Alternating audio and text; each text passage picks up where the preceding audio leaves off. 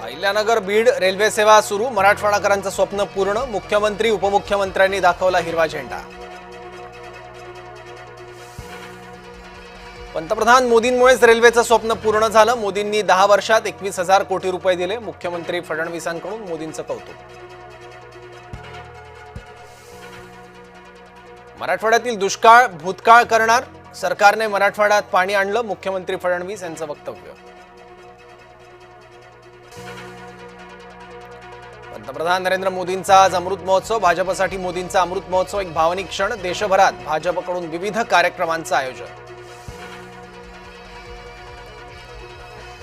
मराठ्यांच्या विरोधात ओबीसी आक्रमक, मराठ्यांच्या शासनादेशाविरोधात हिंगोलीत ओबीसी मोर्चा।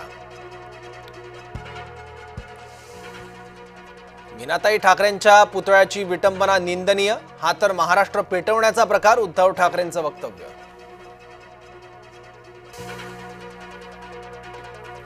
दादर पोलीस स्थानकात अज्ञाताविरोधात गुन्हा, मोदींच्या वाढदिवशीच नेमका विटंबनेचा प्रकार कसा, पोलीस तपासाचा मुख्य रोख खोडसाळपणाकडे, मीनाताई पुतळ्याची दुसऱ्यांदा विटंबना।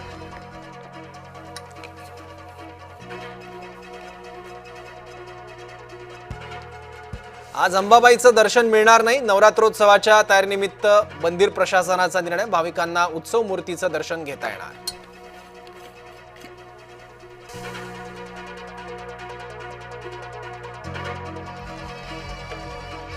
मराठा समाजाला आजपासून कुणबी प्रमाणपत्राचं वाटप, हैदराबाद गॅझेटनुसार मराठा समाजाला प्रमाणपत्र।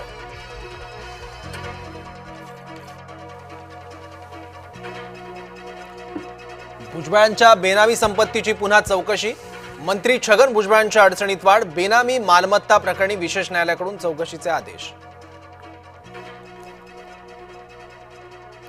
पंतप्रधान मोदींच्या वाढदिवशी माओवाद्यांचं पांढरं निशाण, आम्हाला संघर्ष नकोय, माओवाद्यांकडून महिन्याभरासाठी संघर्ष विरामाचा प्रस्ताव। स्थानिक निवडणुका 3 टप्प्यात, मुंबईची निवडणूक सगळ्यात शेवटी, विश्वसनीय सूत्रांची जय महाराष्ट्राला माहिती।